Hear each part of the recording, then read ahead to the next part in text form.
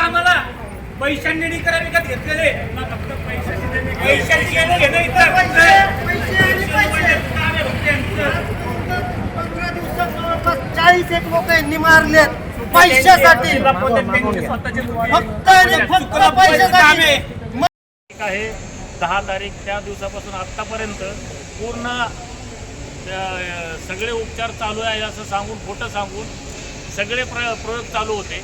Infection वाढलं, डायलिसिसवर नेला patient, डायलिसिसवर नेला. अंत्यस्त झाला तरी शेवटपर्यंत त्यांनी मला सांगितलं नाही की तुमच्या वडिलांचं इन्फेक्शन आम्ही लपवलेलं आहे, त्यांचं ऑपरेशन फेल झालेलं आहे. आणि अशा पद्धतीने आमचे वडील आज या ठिकाणी गेलेले आहेत. आणि अशा पद्धतीने जर हे हॉस्पिटल काम करत असेल, इथली मॅनेजमेंट काम करत असेल, तर या मॅनेजमेंट कोण लक्ष देणार? साधारणपणे या ठिकाणी आजूबाजूचे लोक येतात सामान्य, त्याचे लोक काही ना काही रोज होतं येते आणि रोज लोक जातात निघून, मृत्यूचे ते बॉडी घेऊन जातात. अशी जर या ठिकाणी परिस्थिती असेल त्याला न्याय कोण देणार? माझा बाप गेलेला आहे, मी 3 दिवसामध्ये माणूस घेऊन जाणारा माणूस जर जात असेल तर मी या ठिकाणी कोणाला दाद मागू? हॉस्पिटलला चौकीला जाऊन आलो तरी त्यांनी देखील कंप्लेंट घेतलेली नाही आहे.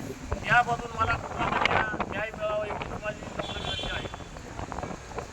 केरू सदाशिव सपकाळ, वय वर्ष 77 होतं, चांगली प्रकृती, अबपचे माणूस, काटक माणूस.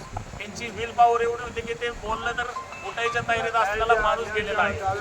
आणि ह्या व्यवस्थेतून मला न्याय मिळावा एवढीच माझी अपेक्षा आहे.